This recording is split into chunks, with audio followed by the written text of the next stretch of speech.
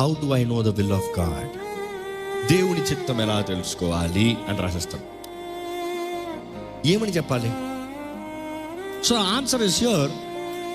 తండ్రి చిత్తము ఎవరికి తెలుసు? పరిశుద్ధాత్మకు తెలుసు. తండ్రి చిత్తం నీకు ఎలా తెలియజేయబడుతుంది?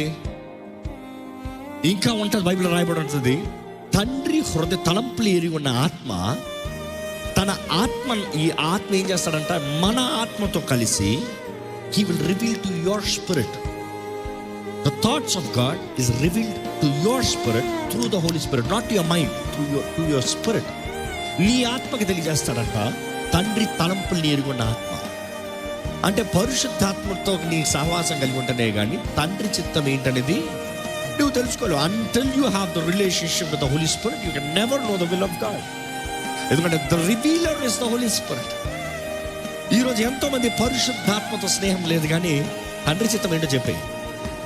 అనేక సార్లు దేవుడి చిత్తాన్ని అడుగుతానికి కారణం ఏంటో తెలుసా? మనుషుడు లోబడతానికి కాదు. Not because you want submit, you have your own plans. నువ్వు నీ తలంపులు ముందే వేసి పెట్టేసావు గేమ్ ప్లాన్. కానీ నాది బెటరా దేవుడిది బెటరా? నాది ఈజీయా దేవుడిది ఈజీయా? లేకపోతే మన దాంట్లో అది కలుపుకోదాంలే, దాంట్లో టచ్ చేసుకుని పోదాంలే. You see, that is not the way. God wants 100% submission, not 50% submission. ఏదో కొంచెం లోపడతాం కాదు, సంపూర్ణ పరిపూర్ణ సమర్పణ. అలాంటి వారికే దేవుడు తన ఆత్మ ద్వారా తెలియజేస్తాడంట